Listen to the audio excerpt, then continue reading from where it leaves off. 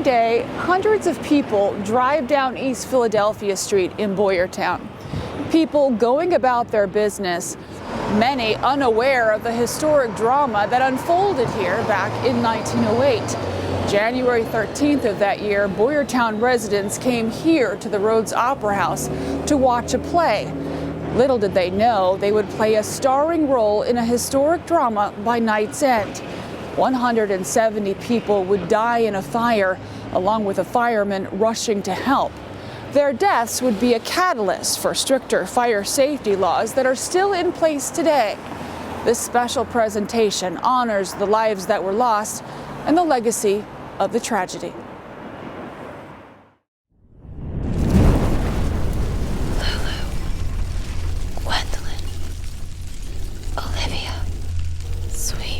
It was a tragedy that tore families apart. Moyer, Anderson, Taggart, and devastated a town. The screams could be heard for miles and continue to echo through the streets of modern-day Boyertown. It was a tragedy that killed 170 people. Since the bodies were so terribly burned, most of them could not be identified.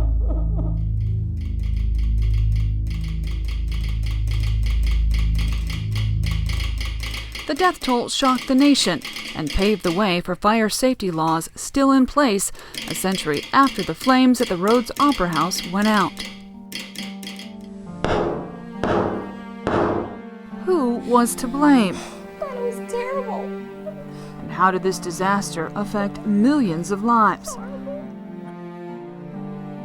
The Rhoads Opera House fire, the legacy of a tragedy.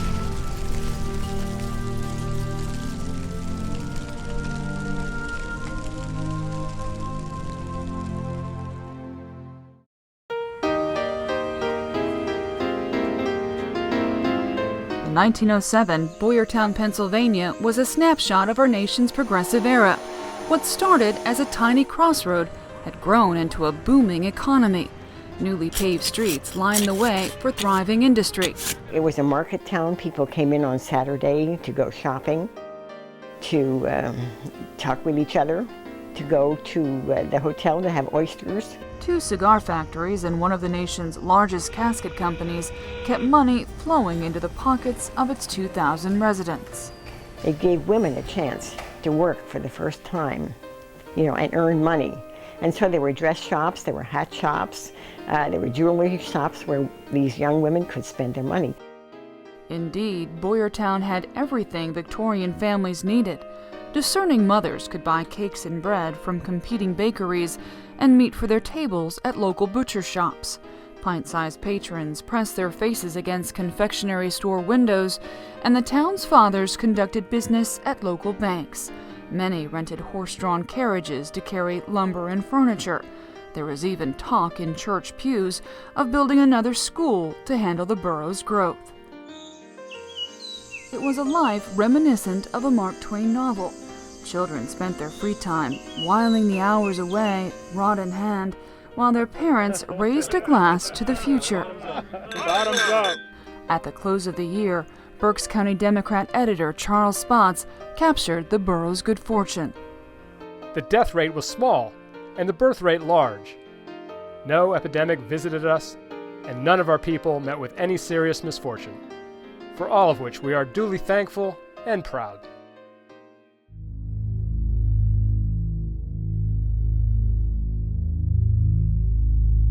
But the editor's words would soon prove to be a dark irony, one so terrible it couldn't have been fathomed by those on whom it would befall. The Rhoads Opera House fire, the legacy of a tragedy.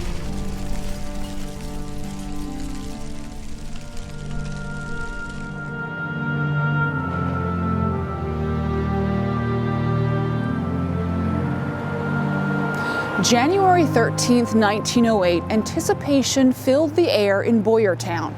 People were excited to see the play and the Magic Lantern slideshow of Scotland. No one imagined any harm could come from what was considered at the time to be a modern marvel. But those in attendance at the sold-out show at the Rhoads Opera House would soon find out just how dangerous the magic lantern could be.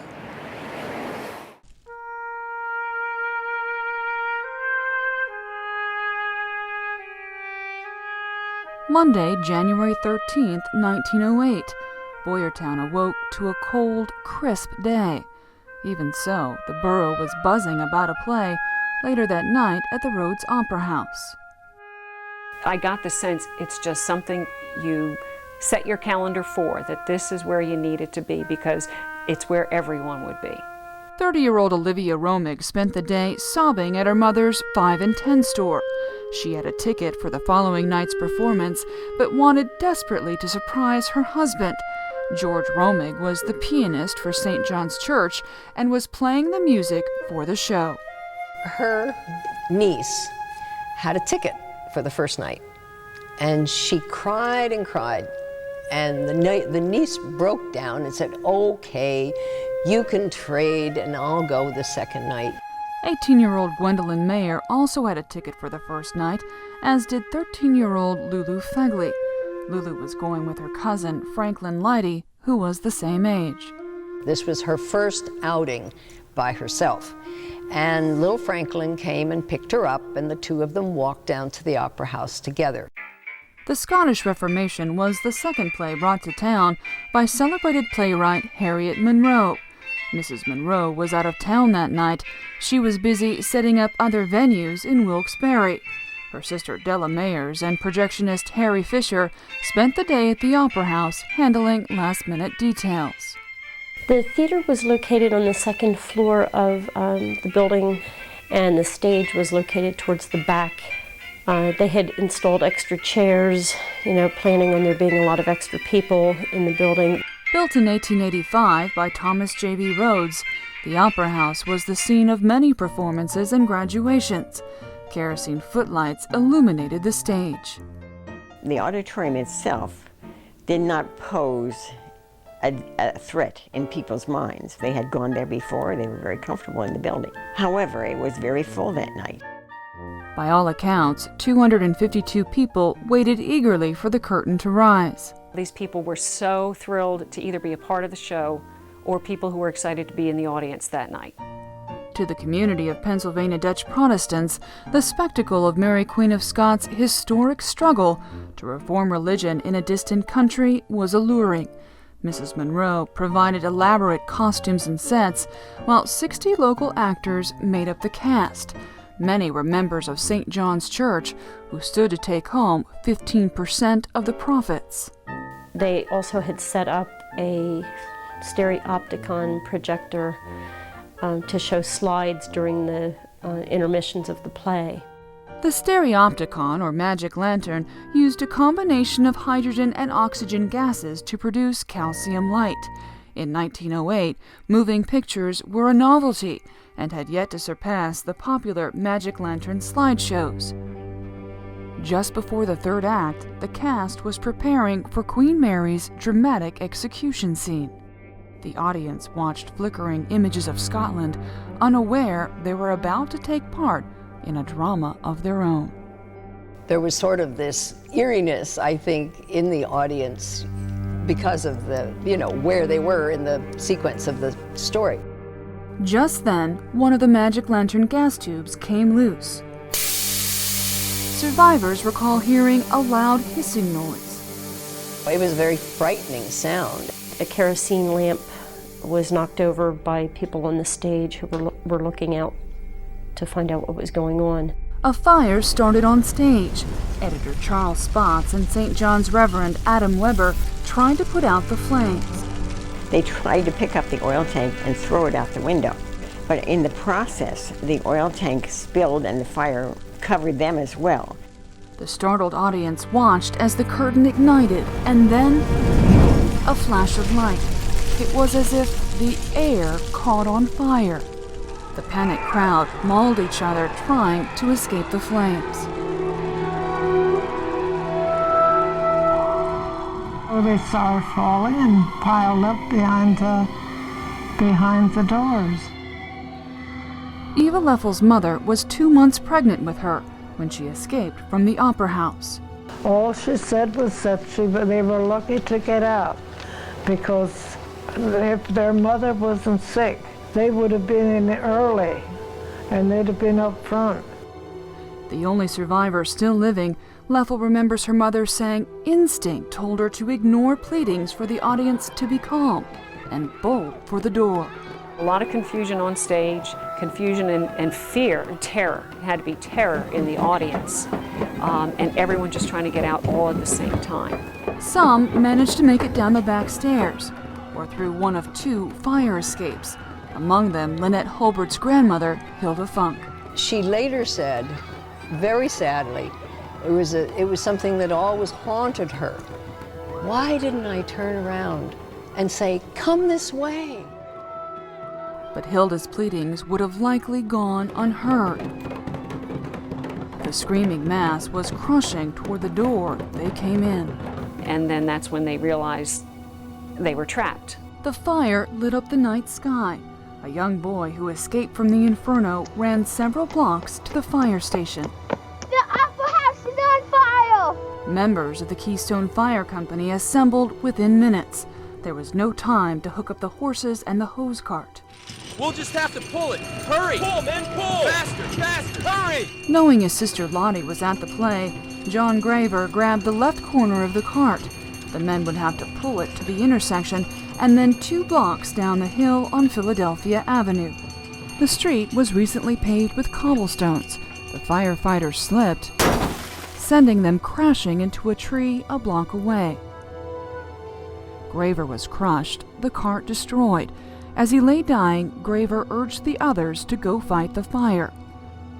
The second fire company in town, Friendship Hook and Ladder, had the only other cart to fight the fire. By the time the brigade arrived, the Opera House was fully engulfed. The fire really wasn't put under control until about 4 o'clock in the morning. And that was after additional help arrived from the Pottstown Fire Department. Boyertown began to realize this was just the beginning of their sorrow. The Rhoads Opera House fire, the legacy of a tragedy.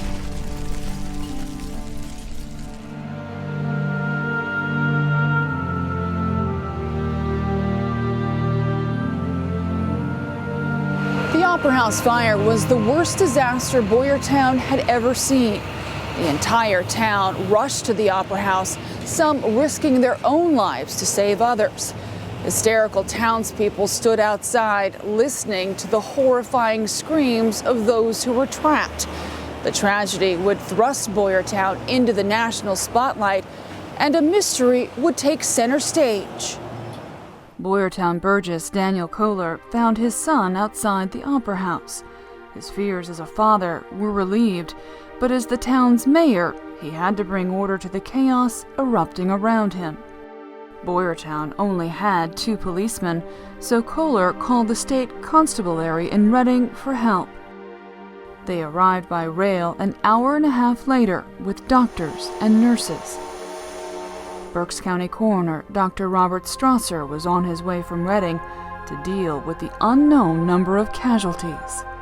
I think Coroner Robert Strasser, who was very young and very new at the job, must have thought, oh my God, what have I gotten myself into? You know, this is like the worst incident in the history of the coroner's office of Berks County, and I better do a good job.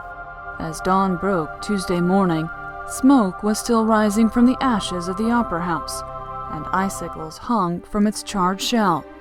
The constabulary roped off the building. A teary-eyed crowd began to whisper, "They're taking them out." Coroner Strasser covered his eyes when he saw the job before him. This would be orderly, thorough. Strasser based his plan on methods to identify the bodies used in the San Francisco earthquake and fire of 1906. He asked people as they brought the bodies out to separate any kind of article of clothing or jewelry with which the body could be identified. And each body was given a number, and their possessions were given a number. But Strasser had no idea exactly how large and how difficult an undertaking that would be. By noon Tuesday, 45 bodies were wrapped in blankets and lowered from the ruins of the Opera House. The bitter cold was starting to take its toll on the volunteers, who worked under the constant gaze of grieving family members. Workers had just begun to make a dent. They set up designated places to serve as morgues. There were 2 or 3 buildings that were in close proximity to the site of the fire that were used. One of those was the school building, one of them was a furniture store. By nightfall, 162 bodies lay in 4 makeshift morgues. Outside the Opera House ruins, dozens of unclaimed carriages stood abandoned. I thought about the horses and restless, and they knew their owners, and so in many cases the horses could have sensed that no one was going to come and get them. News of the tragedy shocked the nation. Telegrams, letters, and phone calls from frantic family members flooded Boyertown. Many would go unanswered. President Theodore Roosevelt forwarded condolences from across the world. I hear with keen emotion of the tragic accident which occurred at the Boyertown Theater. I beg Your Excellency to accept my sincere condolence and the expression of my grieving sympathy to the families of the victims. Armand Fallière, President of France. Hundreds of newspaper reporters flooded the town to document the tragedy. Interviews with victims' families and survivors were read at breakfast tables across the nation. It seemed cruel, but Coroner Strasser wouldn't let anyone claim their dead until all of the victims had been recovered and an inquest jury of 6 men took a look at the bodies. Wednesday morning, hysterical families stood outside the morgues. The constabulary worried a riot might break out. Finally, Strasser opened the doors to the morgues, and the search for loved ones began.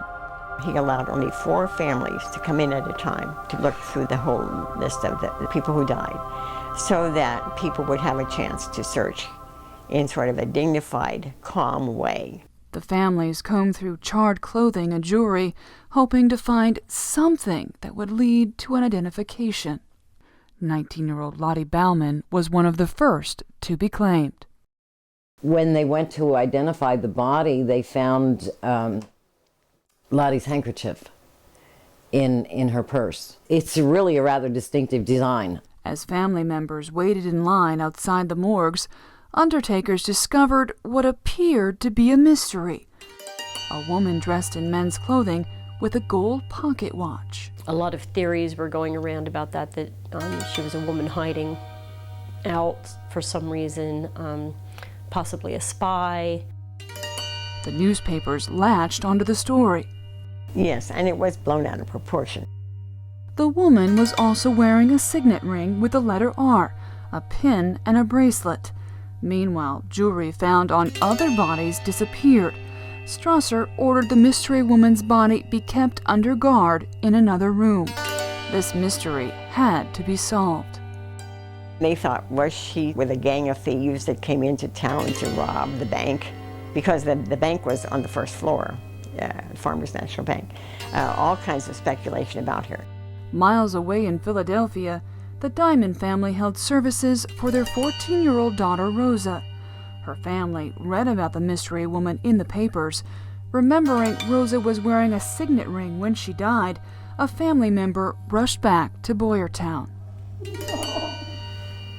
The woman's identity was no longer a mystery. Somehow, men's clothing was placed next to Rosa's body.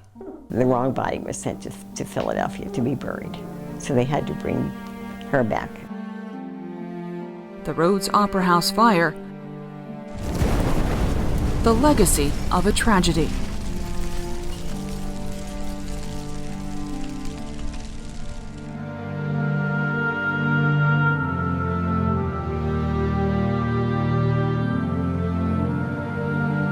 Boyertown was grappling with the deaths of 171 people.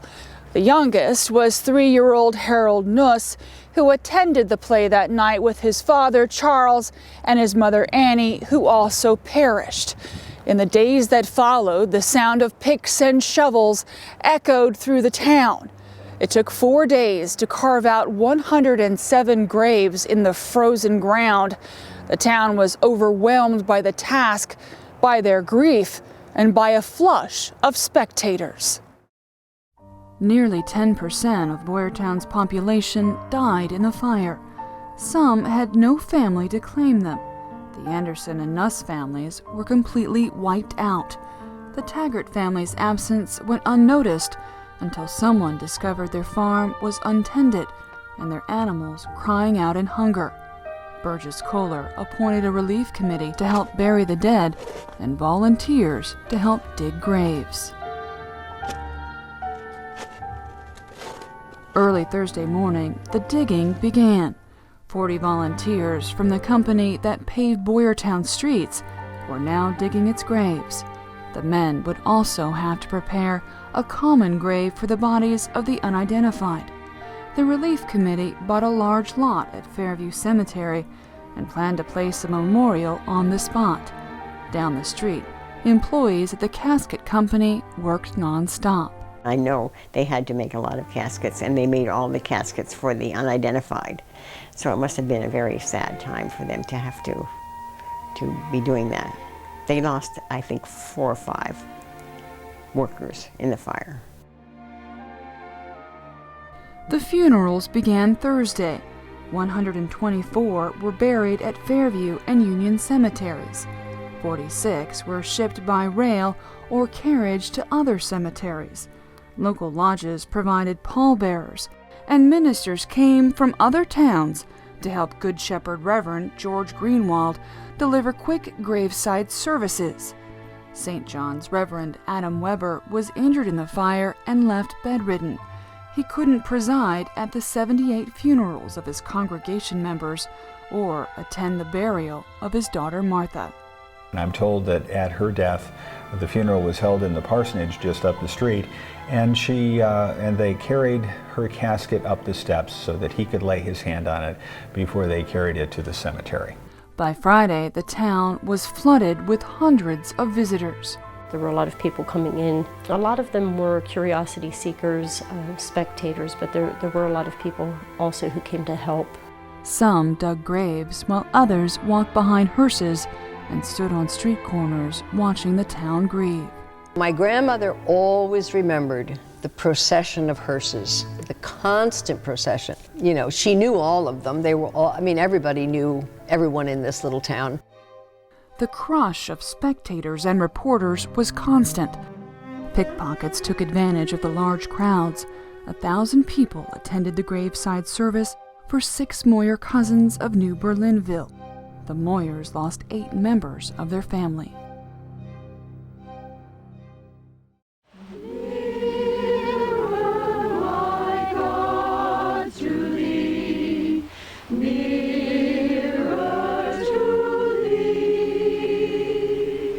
It was a scene played out over and over again. George Romig buried his wife Olivia. Lulu Fegley and Franklin Leidy were laid to rest. Alfred Graver wept at the funeral of his children, John and Lottie. And Irene Mayer said goodbye to her husband Charles and her daughter Gwendolyn.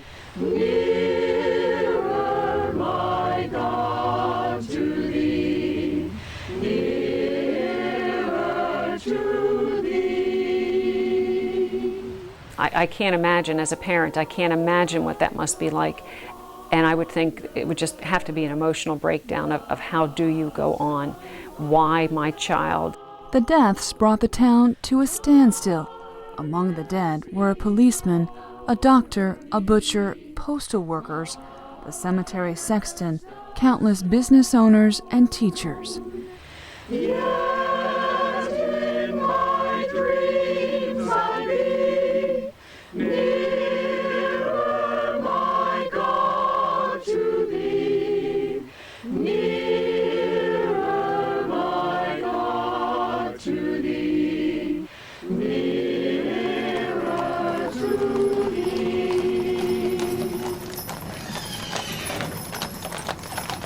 Guten Morgen. This morning, they carry all of our friends to the cemetery. Sunday, Boyertown held the funeral for the 25 unidentified. The service was divided into 2 sets. At 9 a.m., the bodies of 13 of the unidentified were carried to Fairview. The same lodge people who had served as pallbearers individually now served as an honor guard at all of the 13 hearses. Wearing suits and white gloves, the pallbearers walked alongside the hearses, passing an estimated crowd of 15,000 people. People are naturally curious. They're going to really want to feel. They want to know as much information as you can possibly find. It was a sight that added to the fears of Boyertown residents. Some of the people were afraid that the streets would collapse because the southern part of the town, there's an iron mine. During the service, clergymen uttered the same simple sentence for each victim. Job 1:20. The Lord gave and the Lord hath taken away. Blessed be the name of the Lord. It was a very orderly service, but a very sad service, obviously. An hour and a half later, the hearses and pallbearers headed back to Washington School Morgue to pick up the last 11 bodies. One grave remained open, the woman mistaken for Rosa Diamond. Her body was on its way home.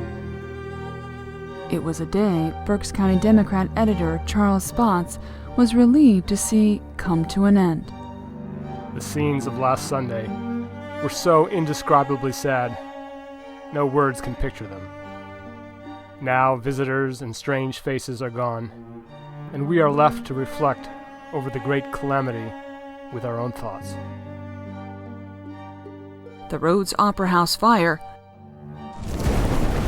the legacy of a tragedy.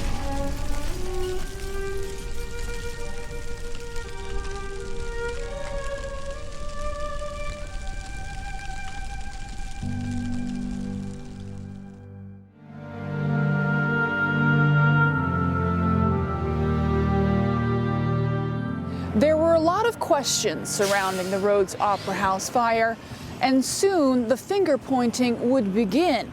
Where did the fault lie? With a projectionist or the author who hired him? Perhaps the building owner, Thomas J.B. Rhoads. The town wanted someone to answer for the tragedy. The inquest would be thorough and emotional. With their dead buried and the hordes of spectators gone, Boyertown was grappling for answers. Who was to blame? George Romig played the music the night of the fire. A kerosene lamp rested on his piano. He was accused, he felt falsely, of being the one who upset this lamp and started the conflagration. Romig clipped newspaper reports of the fire and its aftermath to use in his defense, writing the word false across inaccuracies that pointed the blame in his direction. But the eye of suspicion would overlook Romig. As the inquest jury assembled to hear testimony January 28th in the Friendship Firehouse meeting hall. At the onset, Coroner Strasser was quoted in the Reading Telegram. I do not like to make any prophecies at present, but I will state that I believe, from the information in my hands at the present time, that there will be 4 arrests. There was testimony. They asked about how the building was built, when the building was built, what the materials were that the building was made of. It's horrible. How many people might have been in the theater that night, and they asked about the exits. Strasser subpoenaed 50 witnesses. You probably could have heard a pin drop when Dr. Rhoads took the stand. Rhoads claimed he wasn't to blame because the building passed inspection in 1904 after fire escapes were installed. Contrary to Rhoads' testimony, factory inspector Harry Bechtel told the jury he warned Rhoads about marking the exits and lowering windowsills at the fire escapes. Bechtel admitted he didn't follow up to see if the changes were made. He got hot under the collar during all this questioning. And he said, I didn't have time to come over to a measly little town like Boyertown to do this inspection because I have so many other things to inspect. Bechtel's words sparked an angry outburst in the courtroom. He had to be escorted away from the proceedings by state police. There had been concerns about Harry Fisher, the projectionist, who was new to operating the projector. Harry Fisher also claimed he wasn't at fault. Fisher testified after the hose came off the stereopticon, he closed the valves. Confirming his words proved to be difficult. Days after the fire, an opportunist stole the tanks to put them on display. The tanks were returned, but because they were tampered with, they were useless in the investigation. Fisher also denied there was an explosion, saying he would have been one of the first ones killed. Fisher claimed people died because they panicked. It was determined that he really had not had much training and was very inexperienced. Fisher had 2 days training operating the stereopticon. The company who sold it to Harriet Monroe testified an operator should have at least 3 months' experience, and should the gases be exposed to a flame, an explosion would occur. Inhalation could cause death. With the hydrogen gas escaping and the flames in the air, my theory is that most of them suffocated before they were burned. Mrs. Monroe didn't appear at the inquiry, but a letter she wrote to her former projectionist Charles R. Sheridan 5 days after the fire was read into evidence. I trust that you will drop no word that would indicate that Fisher was not a thorough operator. Make him known that he was an operator for 8 months. Sheridan read a second letter to the jury, this time from Mrs. Monroe's sister, Della Mayers, who died in the fire. Mayers described Fisher's stereopticon skills as incompetent. Ultimately, the jury ruled the blame rested on the shoulders of 2 people, Harriet Monroe for hiring an inexperienced projectionist, and Harry Bechtel for failing to enforce adequate safety measures.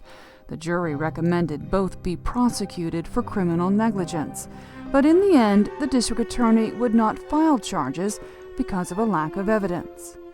The proceedings probably could have gotten a conviction today, but in 1908, the legal tools didn't exist. The jury recommended the state legislature adopt stricter safety precautions for public buildings and license stereopticon and motion picture operators. This couldn't be allowed to happen again. The Rhoads Opera House fire, the legacy of a tragedy.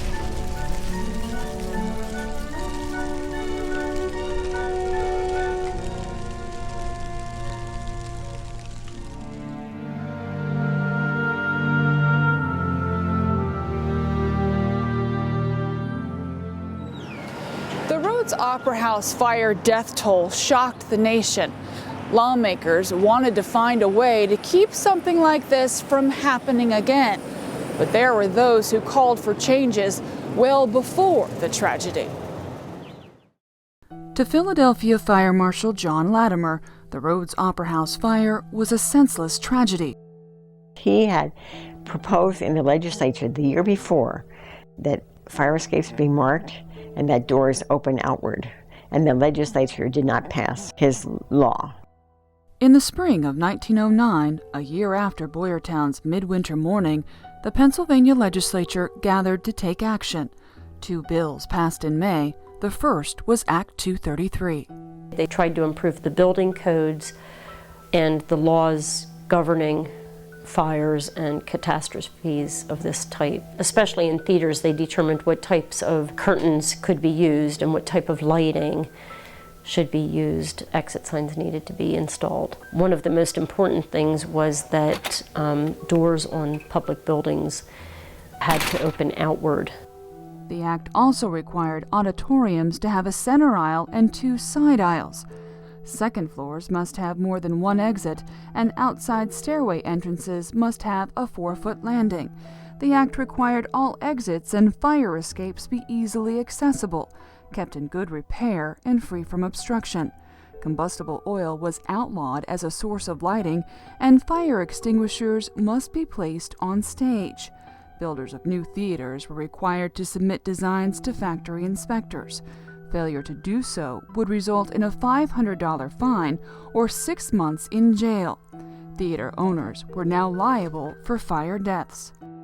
The second bill, Act 206, required booths for picture machines and stereopticons be fireproof.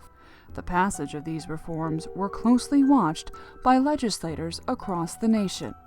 The state of New York also looked at it as an example for writing some of their state legislature. Soon, other states followed suit. The closed doors of that opera house fire opened the doors and opened the eyes of lawmakers everywhere. By the 1920s, Pennsylvania's laws were national standards. The Rhoads Opera House fire, the legacy of a tragedy.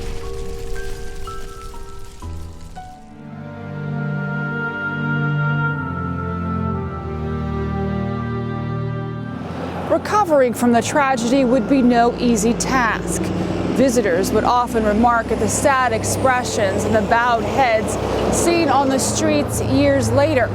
Several family members filed civil suits against Harriet Monroe and Thomas Rhoads, and both faced charges, but neither was prosecuted.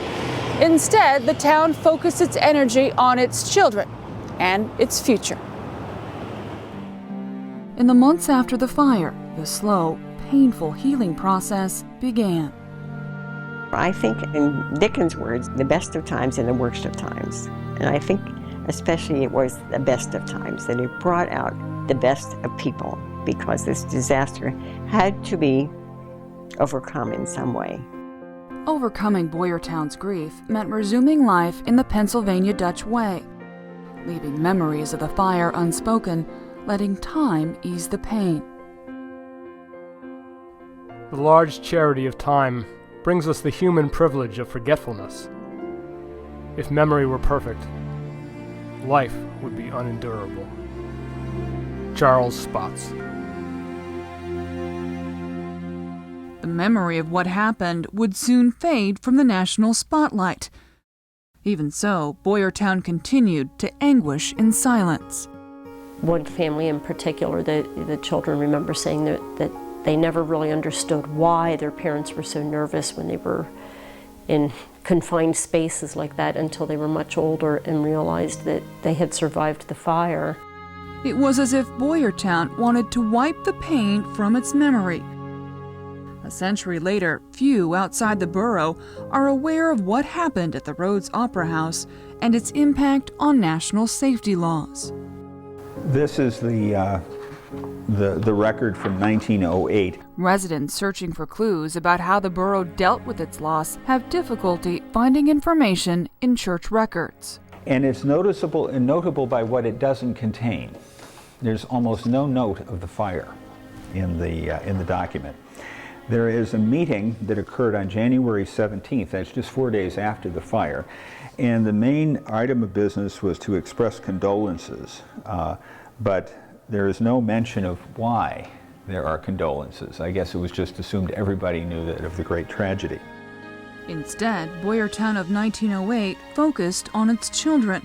15 were orphaned, 21 lost mothers, 14 were fatherless. Families across the country offered to adopt them.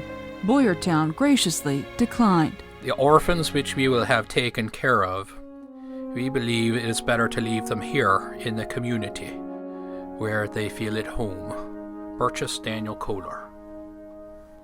The Relief Committee continued its work, setting up trust funds for 50 children whose parents died in the fire. The Washington schoolhouse was scrubbed and reopened. 3 of the teachers who perished were replaced.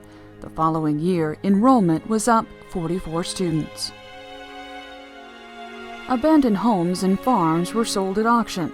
Their new owners painted, planted, and blended with their neighbors. Businesses installed electric lights and brought new customers to town. And the place where their hearts were broken was rebuilt.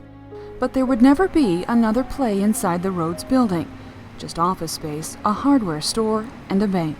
5 years later, the State Theater was built. People started, maybe like the year before that, to go to an outdoor lot and watch moving pictures.